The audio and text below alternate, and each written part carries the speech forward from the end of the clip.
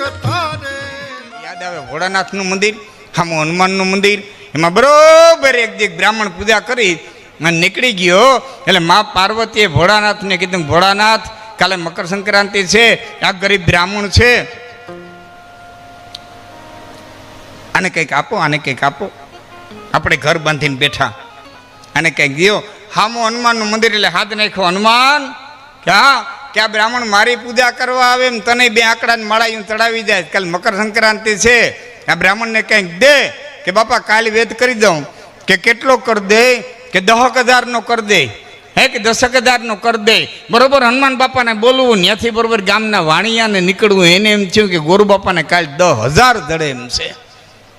હા, આગમ બુદ્ધિ વાણિયા, પાછળ બુદ્ધિ બ્રહ્મ. ભગવાને વાણિયાને દેવી તેટલી દઈ દીધી. વાહે વિધેમાં આપણે બધા આવ્યા.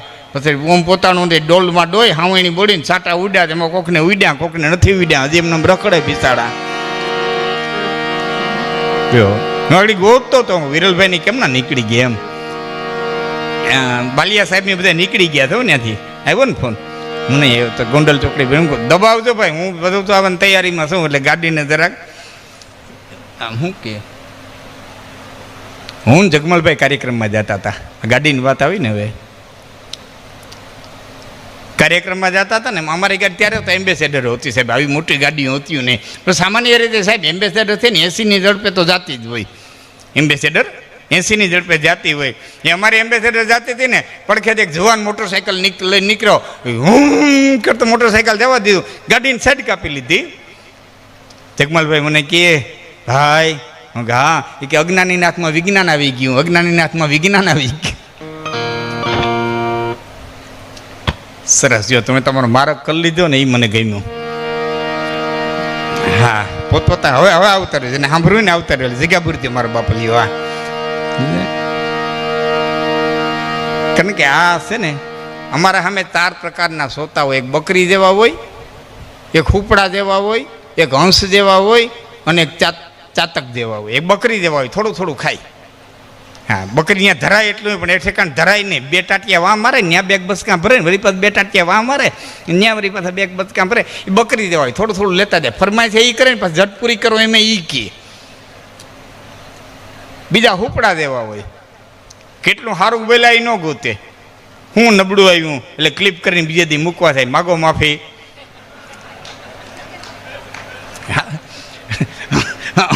અમારો હોકોભા તો એમ કે મેં 15, 20, 25 કંઈ વિડીયા બનાવી રાખ્યા, નંબર આપી રાખ્યા. કઈ જ્ઞાતિ નહીં તો ફલાણી જ્ઞાતિની લાય તો 34 નંબરનો. હવે એટલા માટે જ આવતા હોય, કંઈ ભૂલ કરે ને કેટલું પકડી લઈ. ત્રીજા સોતા છે હંસ જેવા હોય, જે નિરીક્ષીને નોખા કરી નાખે. હા, જેમને હંસ નીર અને દૂધને નોખા કરીને દૂધ લઈ લઈએ, પાણી મૂકી દઈએ, એમ સારું સારું ગ્રહણ કરી લઈએ. બાકી ન લીધા દેવું એટલું ન લઈએ. ચોથા પ્રકારના શ્રોતા છે ને મિત્રો, એ ચાતક જેવા હોય. ચાતક પક્ષી જેમ ચંદ્રને જોઈ અને ચંદ્રને પીતું હોય ને, એમ શ્રોતા છે. વક્તાના એક એક શબ્દને પીતો હોય, એક એક આમ નજર હામી હટાવે નહીં, એક એક શબ્દ. એવી 2 વાતો મારે આપને કરવી છે. ફરિયાદો તો પટેલ સમાજની ઘણી રહી છે. હે, મારા ઘણા બધા મિત્રો પટેલો.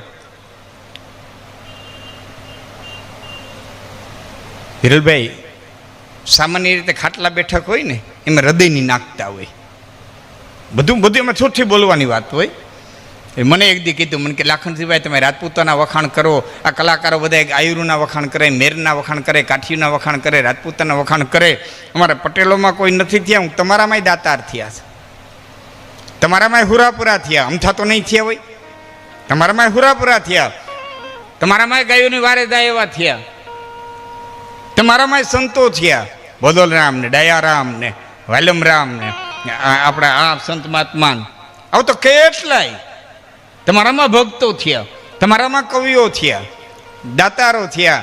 પણ કલાકાર બોલવા બે તે નીકળ્યા, તમારે દાંત જ કાઢવા કોઈ દી કે સારું સાંભળવાની તમે તૈયારી જ નથી બતાવી. કરે હું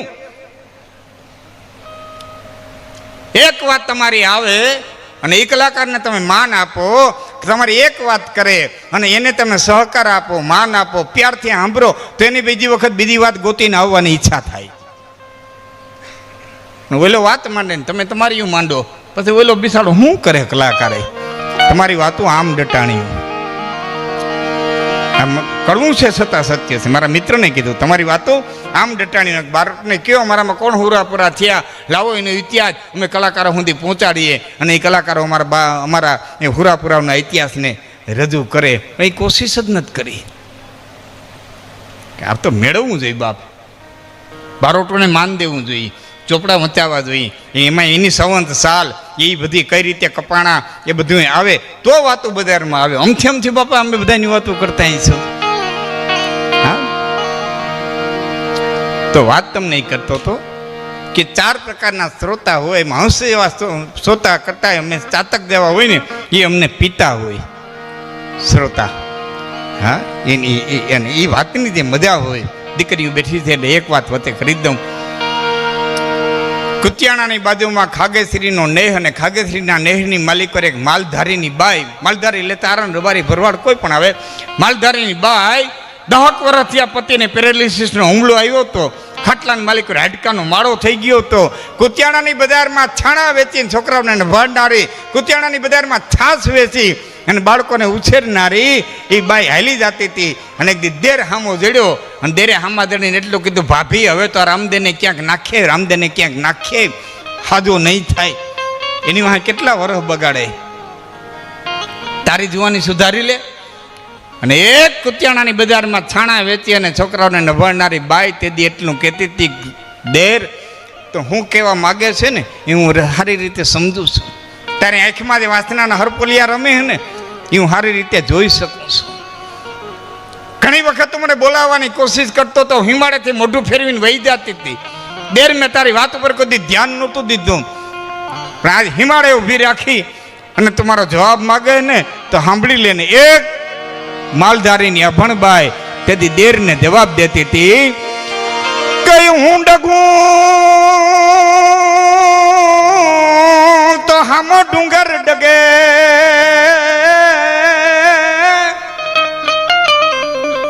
અને પૃથ્વી પાતાળ જાય, અમારા પરિણાને પરો કરું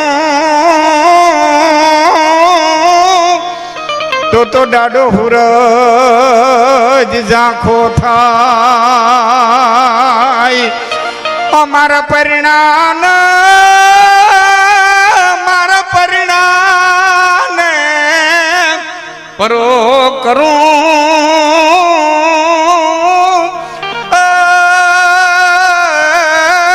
ડાડો હુરજ ઝાંખો થાય. હું ડગું તો હમો ડુંગર ડગે દેર, મારામાં રતિભાર ફેર પડે ને તેથી ખાગેશ્રીનો ડુંગર ભાંગીને ભૂકો થઈ જાય, પૃથ્વી પાતાળ જાય, શેષનાગ ફેણમાંથી પૃથ્વીને ગોટો ખવડાવી દે. અને આ અવસ્થાની મલિકર મારા ધણીને ક્યાંક નાખી આવું ને તો કાલથી સૂર્યનારાયણ આકાશમાં મોજું હંતાડવા મંડી જાય. દેર દાંત ભાયરા મારા દાંતણે મારી રેખું ને રામ દે. મારા દાંત કેવા છે એ મારા દાંતણને ખબર છે, દાંતણ સિવાય ગામમાં કોઈને ખબર નથી મારા દાંત કેવા છે. અને મારી રેખું કેવી છે ને એ મારા ધણીને ખબર છે, મારા ધણી સિવાય કોઈને ખબર નથી મારા પેઢા કેવા છે મારી રેખું. આ શક્તિ નામે ઉપાસક છે,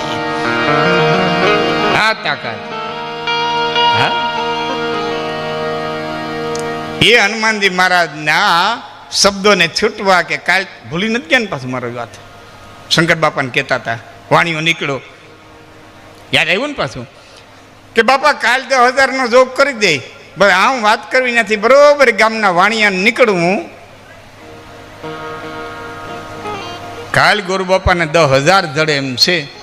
એ સીધે સીધો ગોરને ઘેરે જઈને કે મકર સંક્રાંતિ માગે શું મળશે કે શું મળે, 15-17 રૂપિયા થાય ને ક્યાંક માંડવીને ડોડા થાય ને થોડું ખીચડું થાય કે આટલું 15-17 કે 15-17 રૂપિયાનું સિલ્લર થાય, આલે 20 રૂપિયા કે કેમ કે રોકડું તને જે કાંઈ મરે એ મારું, 20 રૂપિયા દીવ ધોડો કે શેઠ કોક દાતારે મળી જાય કે તો 25, કેમ તો કોક સારું માણા દાતાર મળી ખીહર છે કે 50. હવે વાણીઓ વધતો ગયો એમ બ્રાહ્મણને લોભ લાગતો ગયો કે 50, 100, 200, 250, 500, 1000, 2000, 5000. બ્રાહ્મણને થયું કે આપણા ભાગમાં 5000 હોય નહીં, હવે હાટું કરી લેવાય. એ 5000 હાટું પાકું કર્યું. એ આખું ગામ બીજેથી ગોરબપાઈ માગ્યું. એ 5000ના હરખમાં હનુમાનની ડેરીએ જવાનું ભૂલી ગયા. હનુમાનની ડેરે જવાનું ભૂલી ગયા. અને એમાં વાણિયાની ઓસરીની પાસે થેલી ઠલવીને બ્રાહ્મણ હાલી નીકળ્યું. વાણિયા જોઈને 5000માં એટલું જ મારી નાખ્યું ને હનુમાને હા રવાડે ચડવી દીધું. લેવા દેવા વિના હું વાણિયાનો દીકરો છેતરાવને હનુમાનની વાતમાં આવ્યો ક્યાંથી? એ સીધે હનુમાનજી મહારાજની ડેરીએ ગયા. ફેરવીને ડેરીને પાટું માર્યું ને એટલું કીધું કે સત્યવાદી રામની પાસે રહ્યા તો સાચું બોલતા શીખા નહીં. આ મારી નાખ્યો મને 5000માં વાણિયાના દીકરાને. એ પાટું માર્યું, પગ ચોટોર્યો. એમાં ભોળાનાથને યાદ આવ્યું એટલે હાથ નાખ્યો હનુમાન કે આ કે ઓલા બ્રાહ્મણને કાંઈ દીધું મકર સંક્રાંતિ વહી જાય નહીં. એટલે બ્રાહ્મણને કાંઈ દીધું કે હા બાપા 5000 પહોંચાડી દીધા છે અને 5000ની કોશિશ હાલે છે.